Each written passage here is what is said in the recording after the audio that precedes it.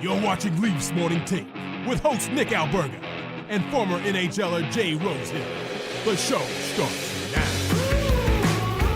Oh my goodness, an Anthony Stolar sighting ahead of the Leafs practice. Extra day off here. It's Nick Alberga Jay Rosehill, the Tuesday edition of Leafs Morning Take presented by Bet365. Back from the road, feeling good about life. How are you, Rosie?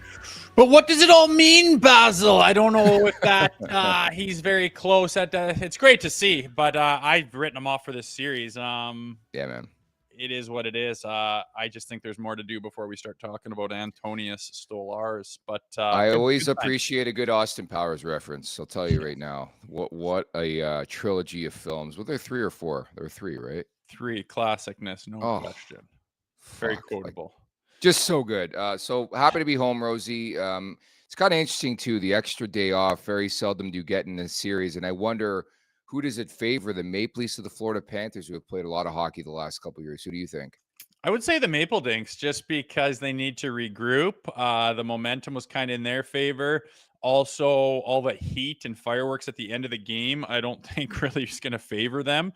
So that could take another day to cool down. I'm kind of glad it would feel like we're getting chucked right back into the fire today if it was game day. I don't mind that it's tomorrow.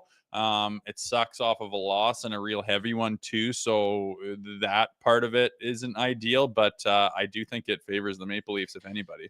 Our Super Chat charity partner this season is Sick Kids. Want to make sure that your question or comment gets on the show. Hit us up with a Super Chat. Proceeds from our Super Chat will go to Sick Kids, ranked the #1 research-intensive children's hospital in Canada and third in the world. I was laughing yesterday. In our 3 years doing, put out a video on YouTube questioning Matthews and Marner. Like, this is the final stand. And granted, lucky for us, we have an extra day to debrief and decompress after a disappointing game 4. But where are you at when it comes to Matthews and Marner and the whole conversation to be had over the next few days that this could be the beginning of the end for this combo in Toronto? Yeah, I went on After Dark and I try to keep the perspective from like a player, like it's 2-2, like there's lots of work to be done. This thing's not over. Some guy called me a pussy for that. So I kind of went off and had a bit of a rant about things, but there is no question that those guys are not pulling their weight. I mean, it's the same bloody story that we've had at the end of every season. Matthews, like, I do think he's hurt, but like some people are like starting to get tired of that and saying, well, like, what if he's not? And how can he win all these draws and bang and crash? I just think it's his wrist for some reason. I know when you have a ligament in a certain spot, I think it affects his shooting. I think you got to tape it up to a cast, and you can still snap draws back on your backhand like no problem and go bang a guy with your shoulder like nothing. But it's a certain movements hurt it, and you got to tape it up so that you don't strain that specific thing. I'm just spitballing here, but something like that would make complete sense to me. Marner not getting a shot in 2 games, I mean, that just sums up. Like, I've already made my mind up on Mitch Marner. I think I made that clear last year by really sounding off on him in the playoffs because you're like good player and everything, a nice guy. Like, I don't really care. But when the going gets tough, he goes away. And we want guys that rise up and that make the going get tough. And Marner just seems to like zero shots in the last 2 games. Like, you go down to Florida and you have a chance to win the series and you have to get the split and you can't muster up a shot and you're supposed to be a generational player that needs 14. Like, get serious, man. I'm not surprised. He always goes away like that. When there's no time and space and when it's heavy and intense, he's on his heels, man. And he was on his heels all night on Sunday.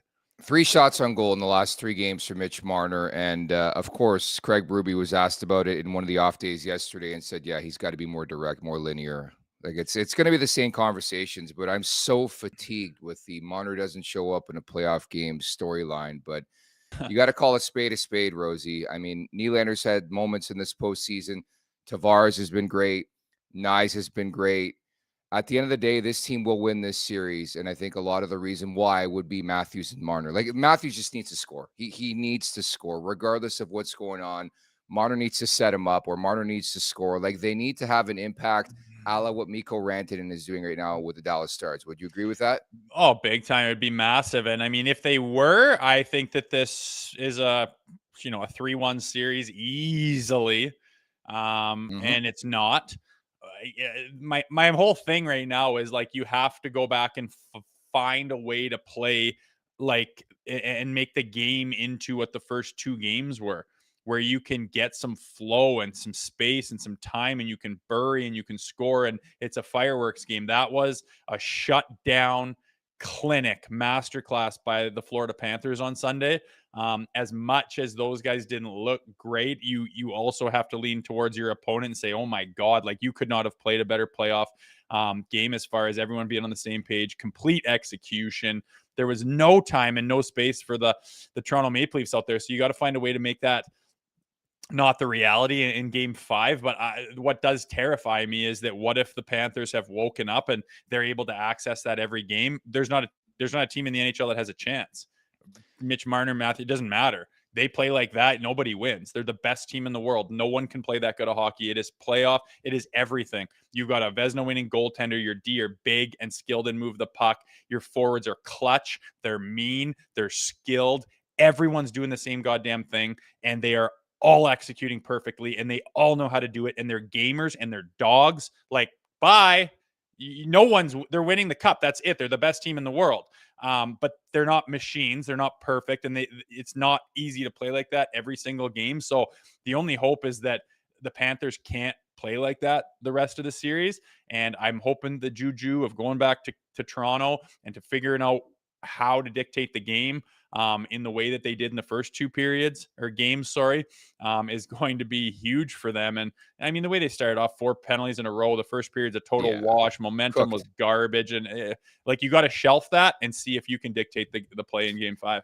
Game of adjustments. I don't know why, but I'm Mr. Positivity, and I have been throughout this season. I just like what Craig Berube is selling to this team. But even in this series, dude, they had a couple shots in game 3 to go up 3-0. Like, you had the breakaway from Nyes, the breakaway from Nylander. Bobrovsky stood up tall. I think the most positive news I would grab from game 3, and there weren't many of them, Joseph Woll was great. They got to find a way again, game 4. Joseph Woll was outstanding. He was fantastic. That's big news for me, considering the way he played earlier on in the series. But I'm just genuinely curious how the Maple Leafs are going to create offense, because it looked a lot like recent series where they just couldn't get much cooking, and they pushed and they pushed and they got some chances, but it's put up or shut up time. I mean, there's no other way around it when you come to think about this series. The next couple games are legacy defining for me, at least. Yeah, like, you got to do it the way you did in game 3 on Friday. Your first game in Florida, like, you get out to a 2-goal lead. Like, it's doable. It's not like this is it's not like we're down 2-0 and they just haven't even had a hope in hell at competing in this series. That's not the case. There's 3 games that went a certain way, and there's 1 game that went a certain way. And hats off to Florida for getting the job done at their last game at home on their homestand, game 4, and tying the series up. Okay. But even in game 3 on Friday, like, that has haunted me for a couple of days. I haven't done this show since that game, but like Woll, how does Woll play like that on Sunday and completely opposite on Friday? If he played like he did on Sunday on Friday, you're up 3-0, and this thing's probably 3-1. But no, he let in a softie. That's the difference maker. And the 2-goal leads they've had 2 separate times is just such a killer. But they were able to score goals and be factors and dictate the game for the most part. Going to overtime, could have scored a goal, got some garbage bounce off of, from Marchand off of Riley. Like, it's just such a stinger. And then he stands on his absolute head, and they're in the game against all odds to a degree on Sunday in game 4, and just have no hope of getting in there. But as well as Florida played, you're going to get your chances. Like, this team's skilled enough and offensively, like, you're going to get your chances. They did, like, Willie chances, nice chances. Austin had 1. He can't shoot the puck anymore. He almost dusts it off and, like, panically throws it right in his glove. And Bobber was probably like, what the hell was that? I thought you're a generational goal scorer. Like, that guy's used to putting that bar down right in the elbow, and doesn't happen anymore. But you're going to get your chances. You have to bury them. Like, that was the story of Sunday game 4 for me. Is you're like, as awful as that was, and as the best hockey that the Panthers threw at you, you were in that game and had a chance to tie it multiple times. Could have drug it to overtime. Anything can happen. You didn't. And you have to score on your bloody chances. And Mitch doesn't even get a shot on net. Austin, but I mean, Willie's there. Nyes is there. I think that Tavares could have a pop out, play where he can work it down low and use his body and kind of defend against the Panthers strategy and get something to happen. But a guy like Mitch, I mean, he needs time and he needs space, and he gets none. He's freaking useless, man. It's You could say the other word there. The kids same are at old school. story. I said too many of them on that rant the other night. My God. Hey, it happens. When you get fired up, you get fired up. Why could all I think about last night watching the replay 17 times in the Easton Cowan setup in the OHL final? Why is the only thing I could think about was Mitch Marner and how that shit doesn't fly in the NHL? I think it's great, Easton Cowan, beautiful move. You look like Kenny Wu and Mighty Ducks D2, but all I could think about, that is not happening against a team like the Florida Panthers. I love it. It's great. I can't wait for Cowan to be a national leaguer, but that shit's, it doesn't fly in this league. It just doesn't, Rosie. Woo woo, Kenny Woo. Yeah, Scotty. I think it now more than ever, the disparity between the regular season and the playoffs is as wide as it's ever been. Like, you can dipsy doodle and do your hot dog stuff. And the only people that can do that in that league is really highly skilled individuals, and that's awesome. But the playoff hockey is still old school hockey. It's time and space and grit, and who's got the most dogs on their team who are just willing to sacrifice and put themselves out there and be uncomfortable and be kind of hurt and put themselves in vulnerable spots by driving the goddamn net and flying in there to someone's defense. And the Kenny Wu spinorama ballerina high sauce, like that just goes the other way so fast in the playoffs. Yeah. And I think some guys have trouble differentiating between the two. And I think Mitch Marner is one of them, man. Like, he does all these great things, and all the Marner apologists are like, look at this, and you're going to give up this guy. And it's like, yeah, that's the regular season. But again, as more than any other era, I think the disparity between regular season and playoff hockey is very wide, and you need to play the style of hockey that the Florida Panthers play. Sorry for stroking them, but they're good. They're good. Yeah. They are built for the playoffs, and that is the template. That's the formula. And it sure as hell isn't that spin around, jumpity do, like, McKenna. That's awesome. You wonder how these guys' games are going to translate to the NHL, because you ain't doing that and winning Stanley Cups. You're not. Nobody ever has. There's nothing wrong with stroking the defending Stanley Cup champs. They're an excellent team. Like, I even tipped the cap to them yesterday. I thought there wasn't enough emphasis, in my opinion, on Florida just playing a really, really good hockey game. Yeah, and the Leafs just not being good enough in that game. Sometimes you got to tip your cap, but we move onwards in this series. The Now We Go campaign continues. Nationgear.ca if you want to pick up one of our playoff tees. We got white, we got navy blue, we got black, so pick them up right now, nationgear.ca. And don't forget, Wednesday night, we're back from Florida. Producer Vic and I will be at Greta Bar for the game, Game 5. We got the pregame show with me and Zach. Of course, we'll do the watch-along and the postgame festivities as well. The Leafs Nation After Dark with Zach Phillips, opentable.ca. You could also book your spot over at the Greta Bar website. So it's going to be a fun night tomorrow night, hopefully a Maple Leafs victory. It has been a home series thus far, Rosie.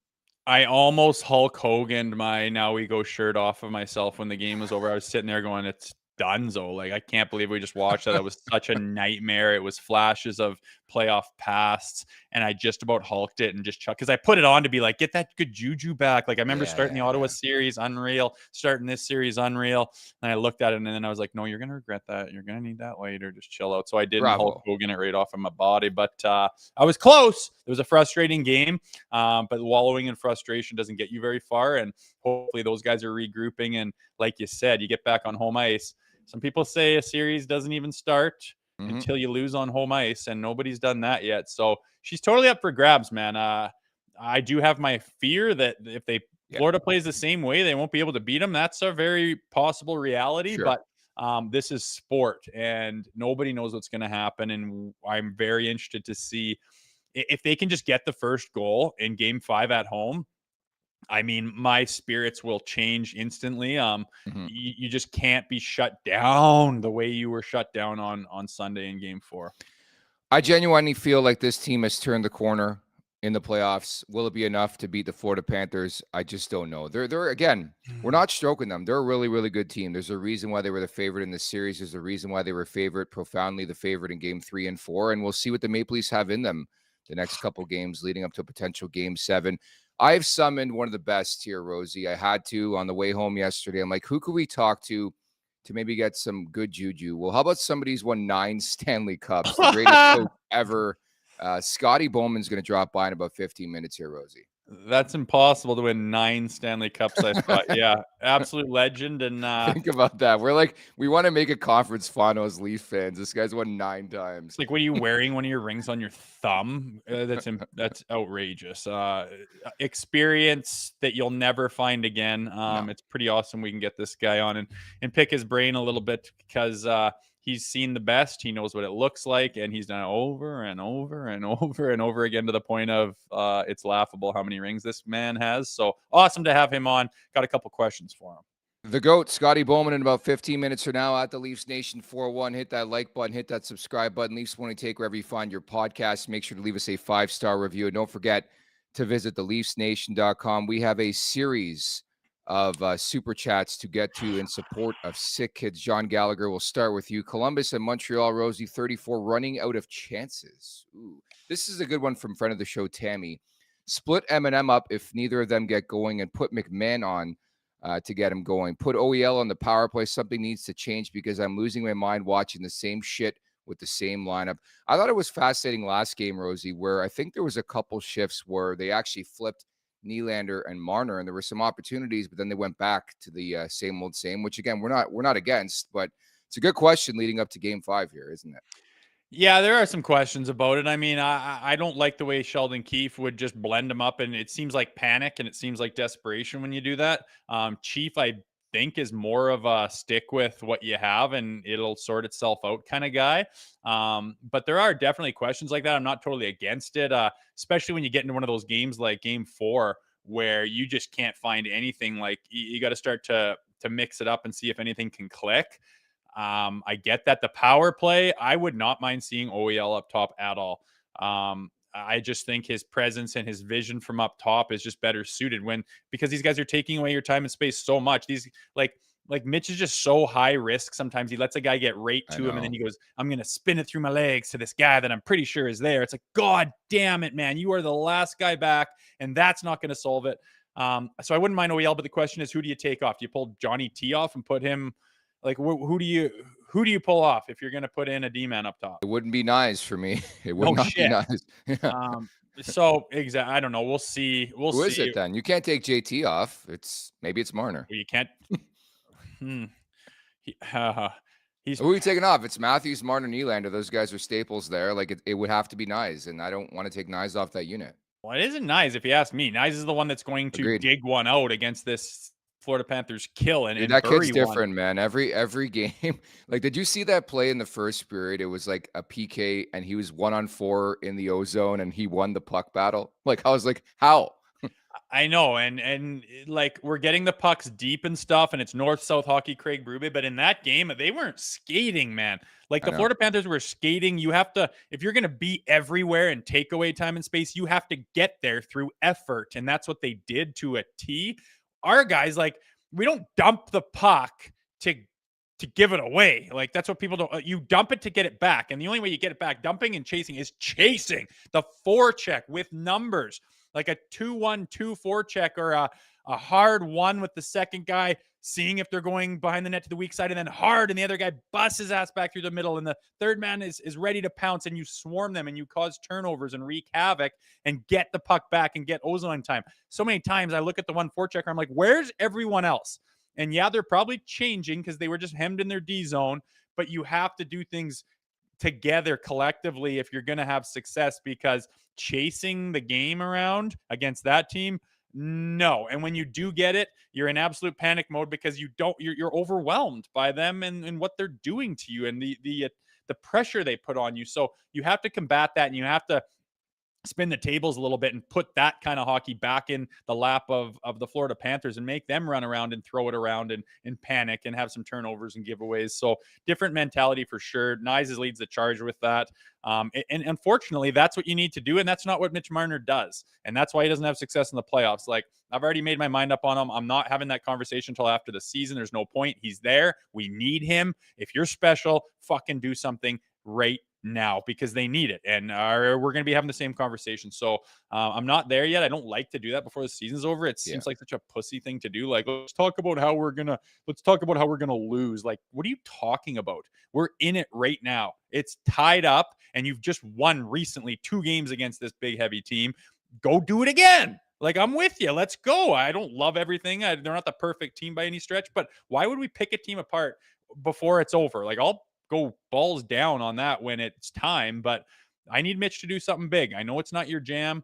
My fear is that we pissed him off at the end of the game with the Domi stuff and everything, and that it's going to be a war and a battle. We're not suited for that. Mitch Marner's not suited for that. Austin Matthews isn't suited for that. So that's my worry. But again, the game's up for grabs back home here, game 5. I love the extracurriculars too. Matthew Tkachuk was jabbing a bit with Willie Nylander, and who steps in? Number 23, Matthew Knies. Just giving. Yeah, he would kill it. I don't think I wouldn't call Matthew Tkachuk a pretender, and you could speak to this better than I can. I don't think he's a pretender, but I don't think he's as tough as he comes off. No, he's tough in the sense that he'll put himself out there and engage in the mix and whatnot, but he's not like a fighter where he's just a killer. He's brutal at fighting. He's not good at it. He's the first one to admit that. So that's why I think if push came to shove and their gloves are off, Nye's a lefty and is big and strong, I think he'd beat the wheels off him, and it would be fucking amazing. And he might have to do that if he's going to be targeting Willie Nylander and stuff. But my point is I'd rather have him sleeping than engaging in that kind of stuff. I think it could get the Leafs off their game before it would get the Panthers off their game. I think it plays into their hands. I think their stars revel in that type of situation, and we're the complete opposite. But we're a hell of a lot more heavier than we were in the past. We used to get run out of the barn and embarrassed like a peewee team when that kind of stuff happened. We're way better suited for that nowadays. But again, I have a feeling though that even after all that stuff and the Tkachuk and everything, that Paul Maurice is going to say, hey, listen, we aren't going after their stars. We're not calling, like, they're the ones on their heels. We're going to do exactly what we did in game 4. And that's probably going to be their MO. So I wouldn't be surprised if that's a narrative that doesn't turn into a whole hell of a lot. Also could be complete fireworks. Yeah. There's a possibility of that too here in game 5. And I know you caught this in the second period. I thought it was peak Jay Rosehill in the NHL. How horny was Matthew Knies to go Gustav Forsling, and he wanted a 0 part. But I respected it so much because here's a 22-year-old kid who understood he's trying to change momentum in a hockey game, trying to engage in something, get the boys going. And I'll just forever love this kid, man. I can't speak enough about what Matthew Knies brings to the table in all facets of the game. But Forsling's, I don't think so there. I know. It's like, it's so refreshing to see a guy in that jersey lip off and have the confidence and go, yeah, what are you going to do? You're not going to do shit. And just in their face, confidence, right? Where usually we got even with Johnny, and I know it's not like Ekblad's his head's just twisted against the glass. He's just standing there with his arms down.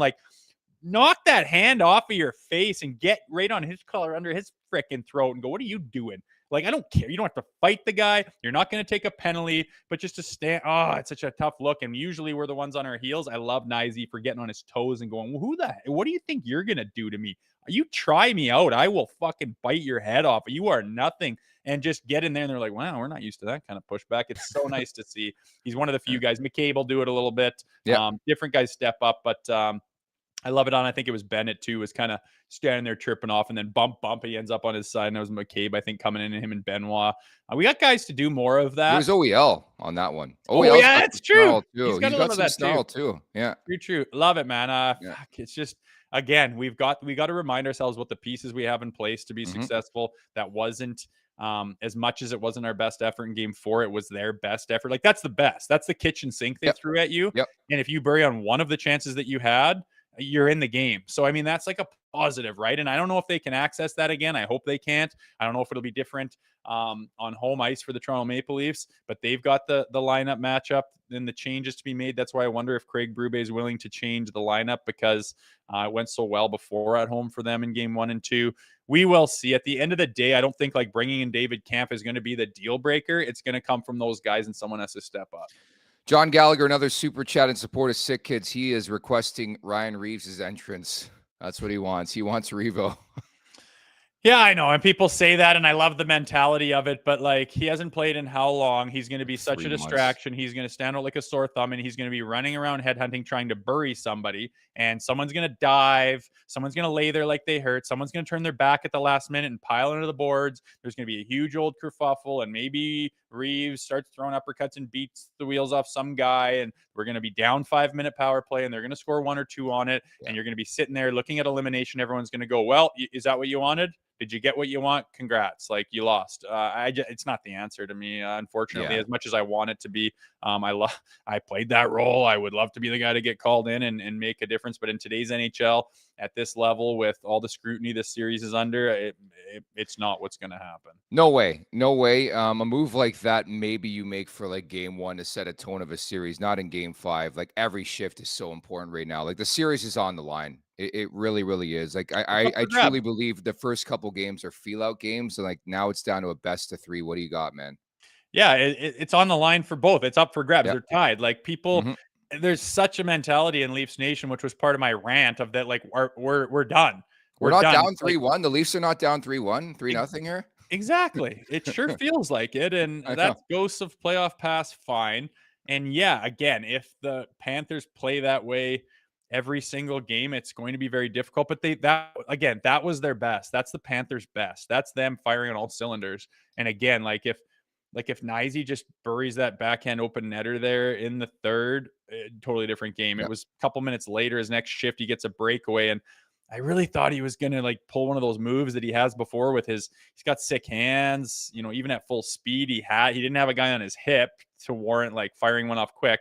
And again, with hitting the glass, like missing the net, it's frustrating. But again, I think if you want to look on the positives, you look at that was their best, not our best. And they were right in the game too, till the end of it. So focus on those positives. This isn't a back against the wall. It's tie series.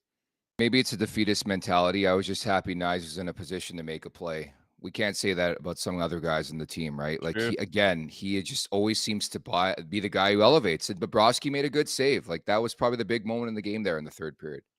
Yeah, they have all their bases covered, and you couldn't crack it, and you get another chance at home. So flip the script, man. Everyone's down. Like, hopefully the players don't have the same attitude that the fans do, because they're toast if they do. The fans give up at the drop of a hat. It's pathetic, and those guys aren't willing to do that. It's a tie series. You would think it was 3-0. It's not. This series is up for grabs. Game 5, Wednesday night. The following interview is brought to you by Charm Diamond Centers. Get custom ring building delivered in less than 4 weeks with the Charm Masterpiece program and an unbeatable pricing policy. Charm Diamond Centers is proudly Canadian owned and operated since 1972 with more than 85 locations across the country through Charm and their sister brands. For more information, go to charmdiamondcenters.com. Now, today's guest does not need an introduction. 9-time Stanley Cup champion, the GOAT of GOATs himself. It's Mr. Scotty Bowman. Mr. Bowman, thank you so much for doing this. How are you? I'm good, thanks. Yeah. Appreciate you doing this. Obviously looking forward to game 5, but overall, what's been your opinion through 4 games here, this Leafs Panthers series?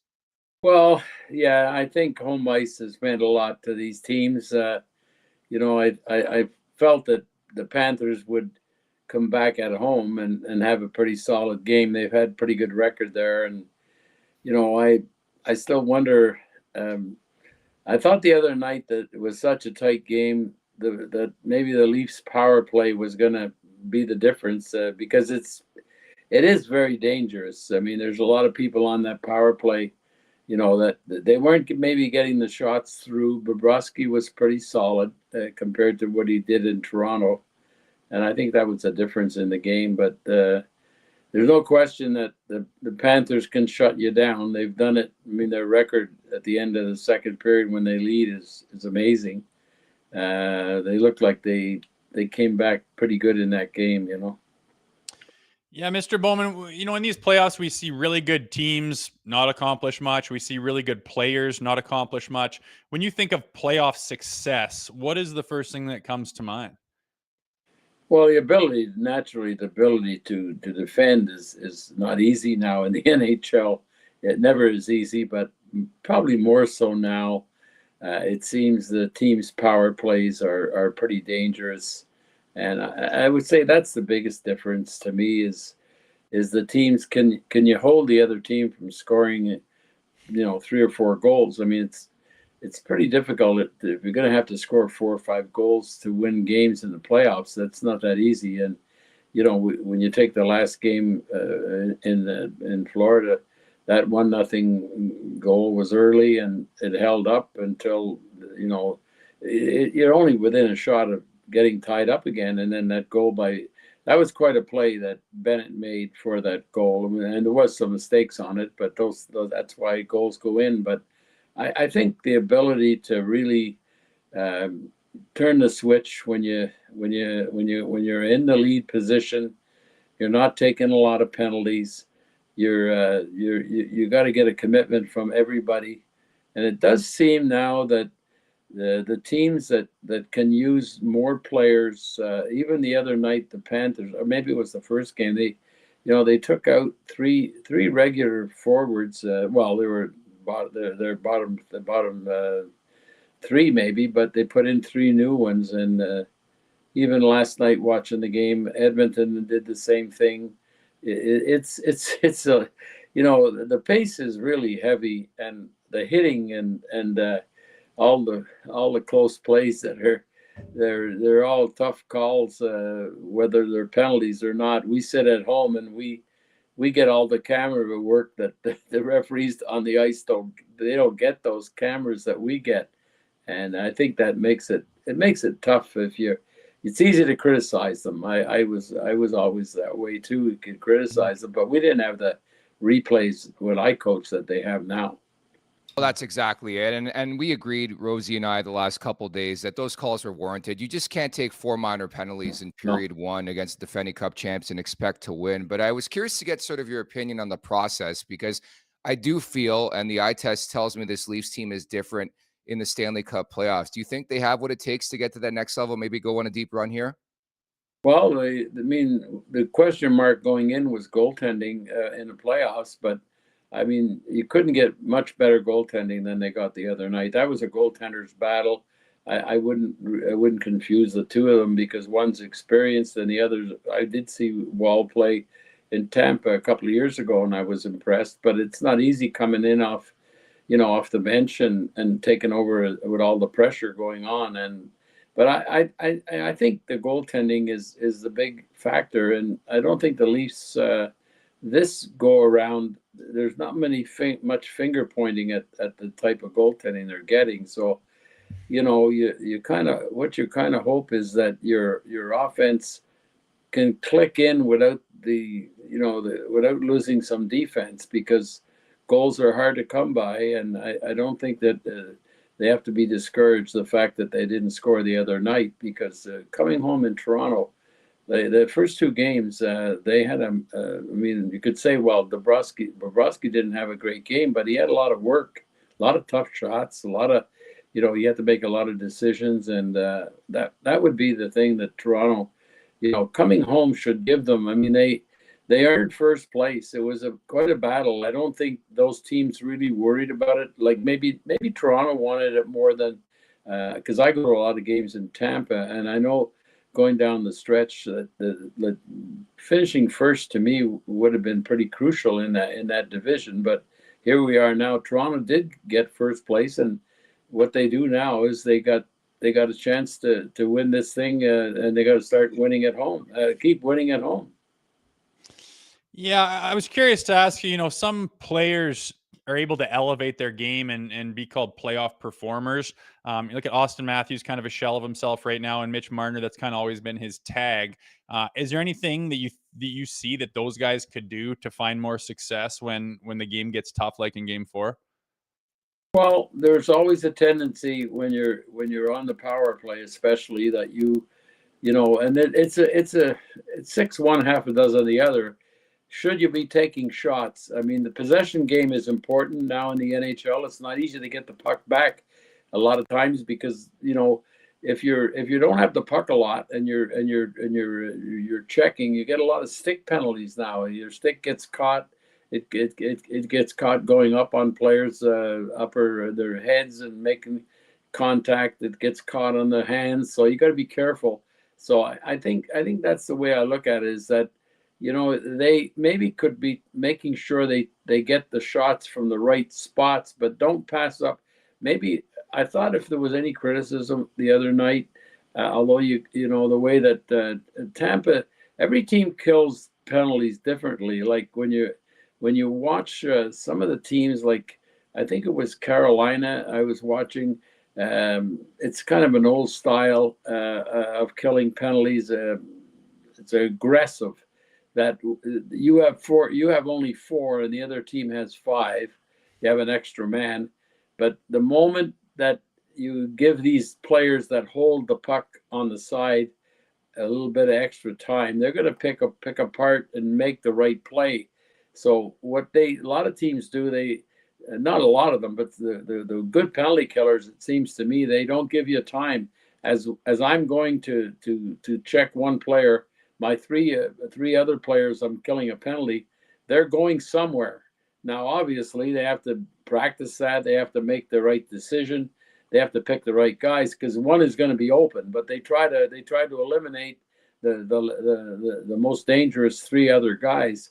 But I thought Toronto maybe the other night would be wise to, because when their power play has been pretty effective, Tavares and Nyes are pretty effective guys near the crease. John Tavares has made a career of being very handy on the power play because he can put him in backhand, forehand. He's pretty quick on the trigger, and Nyes has proved that he's a big, strong guy, and he takes good position in front of the net. So I would think maybe the other night if they could have got more pucks at the net, because that's when Bobrovsky has to make decisions, and the pucks were passed around.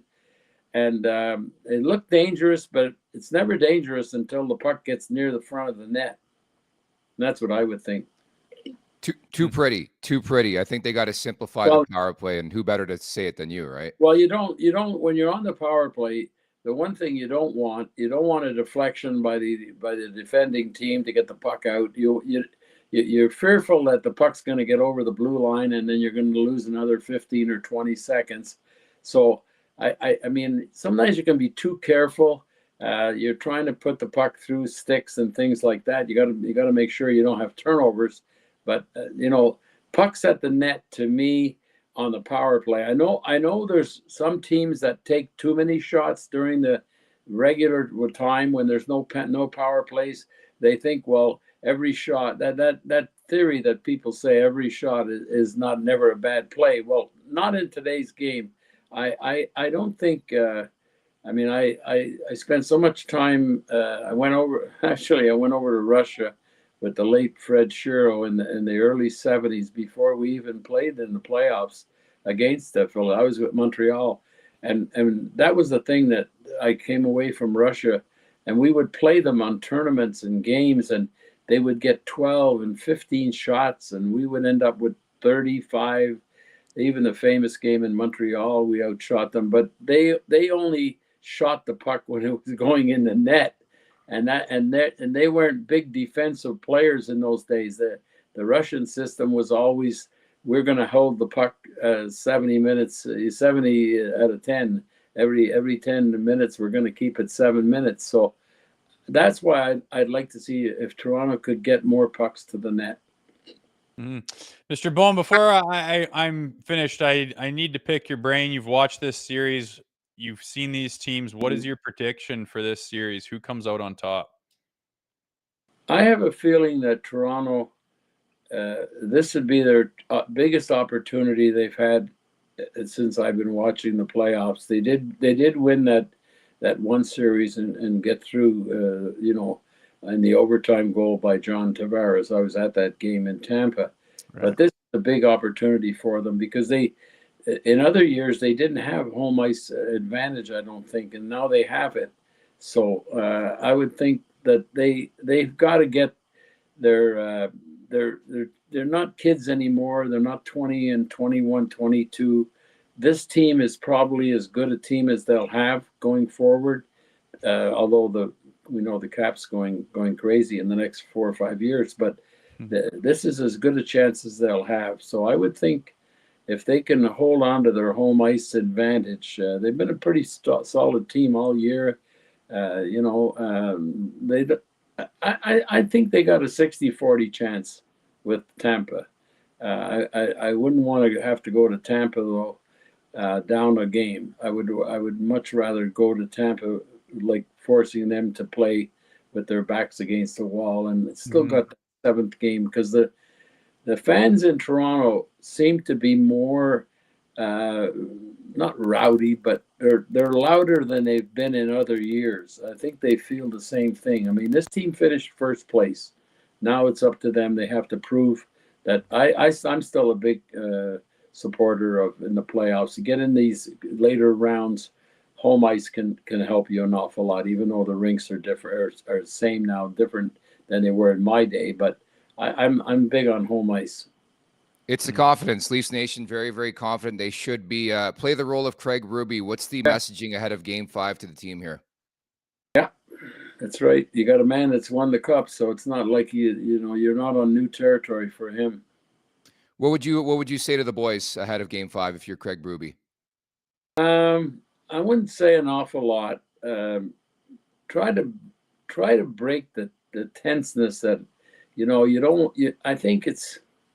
Well, I had a good tip from Dick Irvin Jr. His dad had a theory that in crucial times, if you could ever get your team to just laugh a little bit before a game, and I was always pretty serious, and I do remember I tried it only once. It was my last game that I coached, actually. No, it wasn't the last game I coached, but it was the last year. We were playing Colorado, and we had to win Game 6. We had Dominic Hasek. He shut out Colorado, because they're Colorado, Detroit teams. Whoever would beat each other would probably have a good chance. They did win the cup. And we went there and tied the series. It was a conference final before we got in the Stanley Cup final, and then we had the home game coming up for Game 7. That's the first time we'd had a seventh game against Colorado at home, and I remember saying something to one of the players. I had a team meeting before they went on the ice, and and it was very unusual for me to. I cracked a joke on. I used to have pop quizzes, and one of my favorite questions was always the schedule and who we're going to play in the next couple of weeks. And I kind of picked on. I had a couple of favorites that I knew wouldn't have the answer, and one I had a lot of fun with. I had all my career with him was Thomas Holmstrom, and I said, I all of a sudden I said, oh, before we go on the ice, I have one pop question now, Thomas. You've answered them all year. I said, can you give me our schedule after tonight's game? And of course, he was dumbfounded, and he said, after tonight's game, we don't even know who we're going to play, but we're going into finals. But they laughed about it. It's really strange, huh? And we were a good team, and that was great. We won that game 6-0, but that was the only time I ever did that, and I can give a lot of credit to. And I think Craig Berube is that kind of a, he's never a coach that seems to get off. He's a pretty calm guy, and Toronto, they may need a little bit of levity to get started in that game, because I think if they get started in the game and had a good start, I think that would be a big benefit to them, because they're even. They're not behind. It's not a forceful game. They still know they're going to play a 6 game. But boy, going into Florida up a game, it would be a tremendous feeling for that team. It would be massive. Can't thank you enough for doing this today, and looking forward to seeing what transpires over the next couple of days. Really appreciate this. Yeah, it's going to be interesting for sure. Thank you. Thanks, Anytime. Take care. Thank you. There's Mr. Scotty Bowman. A lot of fun anytime we can get together with Mr. Bowman and just shoot the breeze. I mean, that is a pretty damn good breakdown of this series. The power play, a big story. 2 for 15 so far in this series, Rosie. Yeah, you need to do long form podcasts with that man. He's got a lot of information, a lot of stories, a lot of experience. You could do a couple hours with him, I think. But yeah, no real secrets, I don't think. It's the stuff that we see that we think, and it's nice to kind of confirm that from a man who's been there, done that more times than people think is even possible. So thanks to him for coming on. It's pretty awesome. We can pick his brain as some of those guys from the real golden years are getting up there in years. It's great to get them on and still be able to pick their brain. You got to do it while you can. 91 years old and that sharp. Jeez, is he? I thought he was 81. Yeah, Wow. bro. That's 91. I impressive. hope I'm even 1/10 I thought of he was that 80. dialed in. Seriously, I mean, How again, sick is that, man? That you is could do so long cool. form pod with him. My goodness, that's incredible. I thought he was 81, and I'm like, yeah, really good for 81. 91. Most people shouldn't even be able to do anything at that age. Dude, he's dialed in. He's like telling me about the power play and like Unreal. Nyes and the net front and JT and like how you beat the Florida Panthers in 2025. Like I think it's awesome. Loves talking hockey. So grateful we have the connection here with Scotty Bowman. And I think everything he said is bang on, like his assessment. And again, this is why I think Chief's the right guy for the job too. Yeah, I mean, again, no secrets. It's no secret you got to do. You got to go dictate that play. You got to go Yes, do sir. to them what you did. You got to capitalize on your chances. The power plays are huge. When our power play is stinking it up, we have trouble having success. When our big boys aren't playing like big boys, we have trouble having success. When we're not playing physical, when we're not moving our feet and going that extra mile, even though you're tired, we don't have success. Like, you got to put it all together tomorrow night. And again, try to feed off and remember the things that gave you success. I mean, the first 8 periods of this series have been all Maple Leafs. I mean, the first 2 games were just incredible, and the start to game 3 was incredible. That's the one that really stings right now. But what happened last game doesn't dictate the rest of the series. So yeah, come out with all those things he mentioned and see if you can give it a go. It would be incredible to be up 3-2 going back to Tampa than it would be going down. I'll tell you that. By the way, great point by producer Vic too. We all know by now there are some folks who have issues connecting to our podcast, and for a 91-year-old to be able to do it, that is the basis for everything now moving forward. If Scotty Bowman can connect, anybody can connect to this podcast.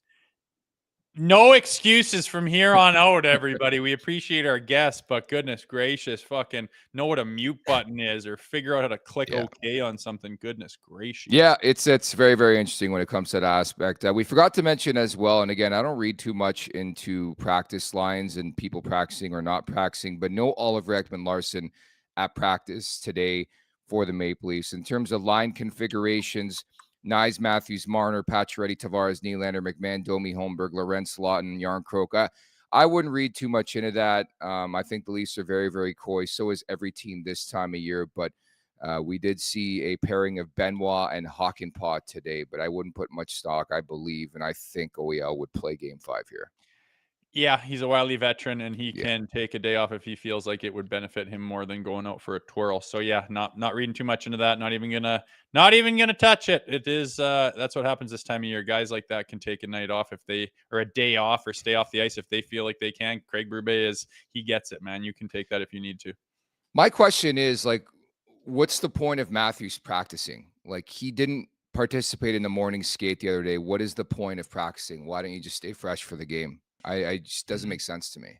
I don't know, man. There's a whole lot of things that don't make sense about this, and the more they keep us in the dark about it, the worse it's going to get with the speculation. So I can't tell you why he took it off the night before and not now. Is he hurt? Is he not? I have trouble thinking he's not. But how much of this is just his compete factor? You see the guys that get fired up and do special things, and the McKinnons and the guys on the Panthers, they have it's their facial expressions and their body language and what do they show you? And like Matthews might have, he just doesn't get too worked up, which could be a good thing, but you want him to like snap and say, enough of this. I'm too good to be held back like this, and have his competitive spirit like just explode and him take over a game and say enough is enough and have that dog in him. I want to see that. And we haven't really seen it. And there's a lot of question marks around these big dogs here lately. And what a great opportunity to shed that and prove everyone wrong and have everyone, which Leafs Nation is famous for, just completely flip the script and jump right back on the bandwagon. And we are the best. We're the best. I would love it. Now's your opportunity, man. It's again, it's up for grabs. I've triggered some people. Boys soul, Matthews misses practice, people bitch. Matthews at practice, people bitch, which is factual. Tony Van Dinter, ever been a leader? What a dumb comment. Well, no, the guy's hurt. I want him on the ice for the hockey game, to play the hockey game. I could not care. That's not leadership, that you're at practice in between games. Leadership is scoring a fucking goal when it matters.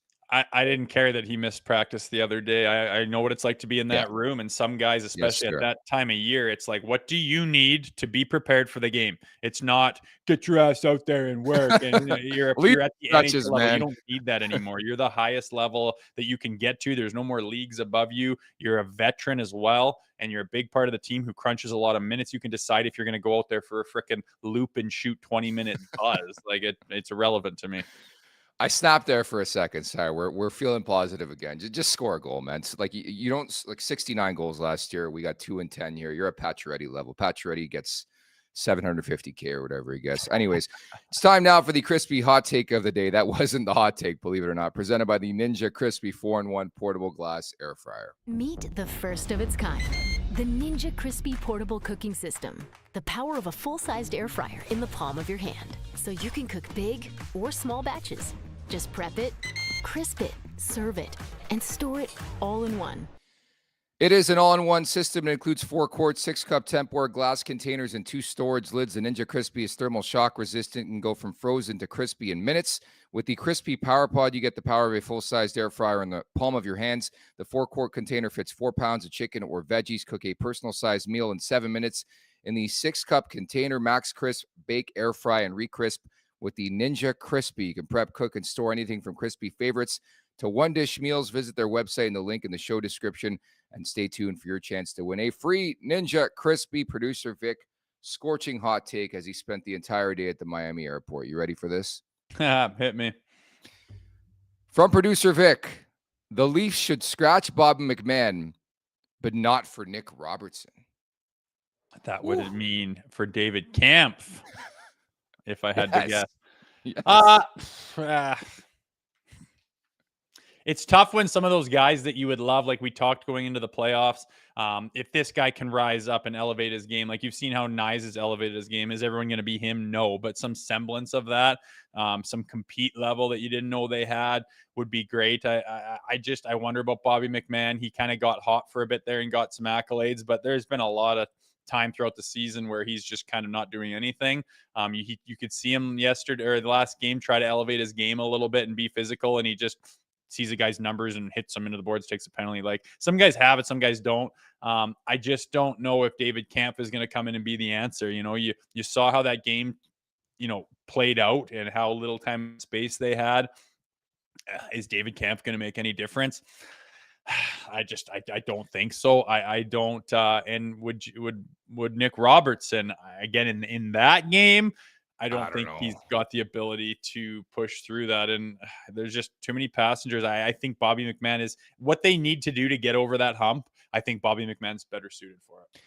Any other opponent, I would suggest maybe a lineup tweak or change. Right now, I just can't get behind it. And for people suggesting it's going to be Pontus Holmberg, it's not going to be Pontus Holmberg. Is it going to be Pacioretty? I just think you need that heavier type lineup where it's going to be Pacioretty. I'll tell you that. Yeah, so your numbers are limited. Bob McMahon, I think, still a bigger presence and force, but you're right. And I wanted to ask Scotty about that too, because he mentioned last time we had him on, I don't know if it was you or Hutz that was in the mix with us, but he mentioned the fact that he had a bit of a relationship with Bob McMahon or his somebody he knew, his dentist, his kid or something like that. And they had a picture. We put a picture out there of Scotty with Bobby, but like any good voodoo for Bob McMahon, dude, he hasn't scored since March 25th. We're approaching 2 months without a Bob McMahon goal. That's 21 games in a row without a goal.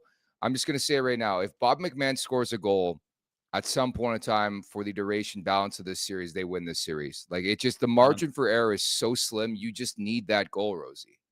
I know it really comes down to that. You need that bounce. I don't care how greasy it is. Get one from him. Give me a Scott Lawton. Give me a Laurent. Anybody. Give me an Austin Matthews. Like we just need someone to score on your chances. And if it's someone down the roster, even better, because it just opens up more, potential for or more percentage points for one of the big guys to get one. I can't predict the future. I don't know if Bobby McMahon's going to score. I know the things you need to do in order to set up success, and they all have to do it like the Florida Panthers did. They were all on the same page. They all understood the assignment, and they all executed. That's all it comes down to. And that's Yep. exactly what this team needs to do. They've done it before. They got to do it again. Seize control. Again, the start of that game 5 is going to be massive. I hope that barn's going to be rocking, and a good start will be paramount. You can sneak out a win here. You can sneak out a win and go back down to Florida, and you got 2 games left to win 1. That's the position that we are really looking to be in after game 5 here. Again, not reinventing the wheel here. Just go out and play your game, and you should find success here against the Florida Panthers. Couple more super chats just before we wrap. In support of Sick Kids Deadly Dad Gaming, great handle. How do they play these next 3 games is how we will remember this Leafs era. Go out and win 2 of 3, and all the other BS will be a footnote. Lose and be remembered as a team that had all the regular season stats but no playoff finish. That's a pretty fair analysis. Patrick G. Mafia, thank you so much for the super chat as well. Series starts Wednesday. Warm-up games are over. Yeah, you can look at it any which way. Absolutely, though. If you lose this, you'll look at game 3 and it'll haunt you. If you lose this, there'll be some serious conversations about some of the important pieces on this team and replacing them with people who are more suited to do what needs to be done to win a series like this. But we're not there yet. It's up for grabs. That's why we watch. It's sport. We cannot wait to see what happens. Will something special happen? Will someone elevate? Like, are we in for an absolute show? I don't know, but I'm very excited for it. I want less of the feeling I had after games 3 and 4 and a lot more of the feelings that we all had while we were doing our watch parties and pregame shows and postgame shows after game 1 and 2. So a big night. Absolutely. What we're talking about after this one is yet to be decided. Final super chat, Leaf Hype. I like this one. Good way to finish off today's podcast. He says, face down, ass up. That's the way we like to puck. That's a ludicrous song, isn't it? In the garden or in the dirt. All right. I like it.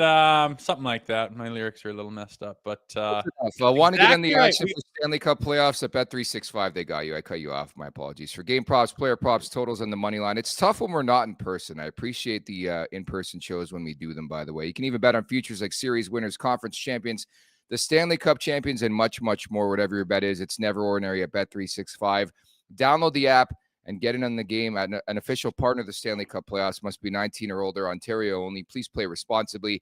If you're someone you know has a gambling problem, visit connexontario.ca. I'll tell you right now, my Carolina Edmonton Stanley Cup final, it's building here. It's building. I told you about the Oilers, just had the field dude up 3-1 against Vegas here. What are you talking about Carolina for? My pre-postseason pick was Carolina Edmonton Stanley Cup final. Gross. Everything about that is gross. What about the Leafs Edmonton final? Wouldn't that be something? Well, I mean, I got to call a spade a spade. I didn't think they'd beat Florida, and we'll see if they can. I don't think there's a team in this league that can beat the Toronto Maple Leafs besides the Florida Panthers. I don't think Carolina beats them. I don't think Edmonton beats them. Vegas doesn't beat them. Dallas doesn't beat them. I don't think anyone. I think they're the best team in the league besides the one massive goddamn roadblock that is the Florida Panthers, which seem to be their kryptonite. That's why this is so frustrating right now, because it overshadows so many of the pieces that they've put together that are just suited to do it. And if they do it, I think I'll put a sizable bet that they win the cup. It's right there. They just have this massive roadblock. And I know we're talking about the bet for tonight. I'm going to bet, because of the value, that the Winnipeg Jets get back in this series. It's quite plus money. Vegas doesn't think they can do it. I don't think they're on the road, correct? Game 4. Yes, so yeah, Hellebuck, it's going to come down to him. I think he's going to elevate on the road at some point here, and they're going to win that game, tie the series. That's my bet. How the hell does this guy turn into Ilya Samsonov when it comes to road games in the playoffs? Like, it's still mind-boggling to me. Like, we're talking about a guy who is an elite company. He's about to win a second straight Vezina Trophy, Hart consideration, and then it gets to the playoffs, and he's like full Mitch Marner. He's the goalie version of Mitch Marner. I mean, he kind of is. It's true. Doesn't show up when you need him. I know, and I've felt it all year long, where no one would kind of give that season they're having like the accolades that it maybe should have deserved, and I think that's the reason why. Like, we just need to see Hellebuck in the playoffs, and basically a nightmare start for them and him. And he's had some chances to shine and get his game back. Recent shutout in there. Maybe he's got it going on, but with the value, I'm going to try to take the Jets to tire up. Look, I'll be honest. I mean, this postseason again has proven to me why you shouldn't pay goalies. Like Aiden Hill has turned into a pumpkin for the Vegas Golden Knights. They just paid that guy. He won a cup a couple years ago. Edmonton, your guess as good as mine. Who's going to start every game?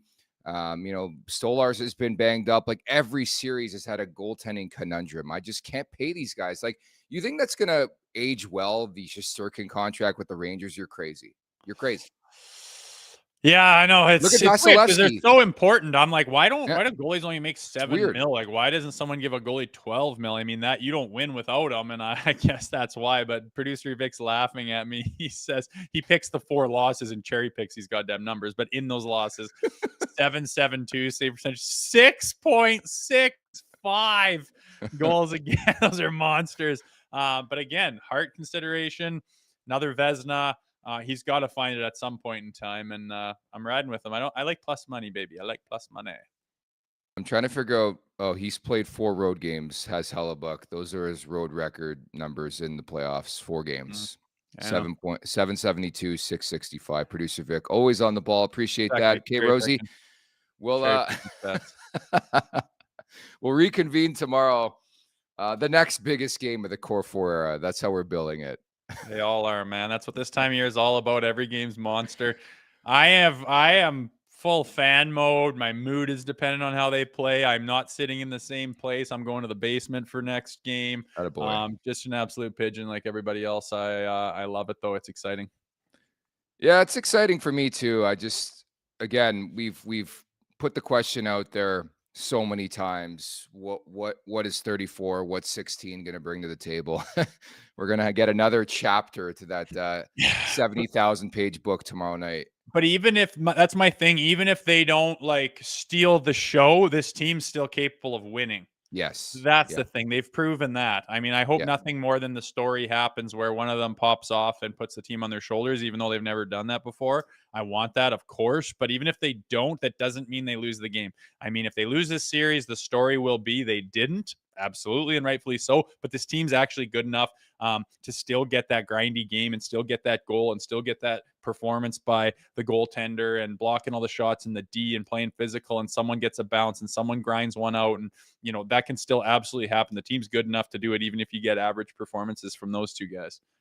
Michael G just aptly puts it. There's nothing like being excited and full of fear simultaneously. That's all encompassing being a Leafs fan. Yeah, it's going to be ass puckering time. It's ass puckering time tomorrow night at the arena. Like, I guarantee the crowd's going to be tense for that game.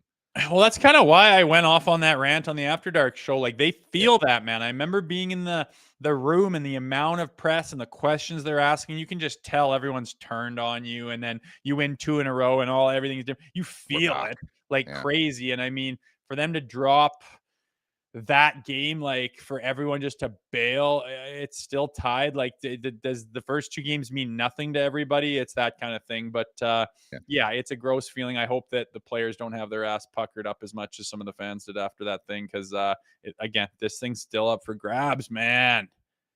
2 requests to wrap here today. We need you to use the word bury because the chat's really, really loving your deployment of bury over the year. And the second, we need a hello Pontus, please. What? Hello Pontus. It'd be nice if you buried this fucking playoffs. Here we go. At the Leafs Nation 401, hit that like button, hit that subscribe button. Leafs Won't Take wherever you find your podcast. Make sure to leave us a 5-star review. And don't forget to visit theleafsnation.com. Thank you to producer Vic. Thank you to the great Scotty Bowman for dropping by today. For Jay Rosehill, I'm Nick Alberga. We'll talk tomorrow to tee up Game 5. Take care.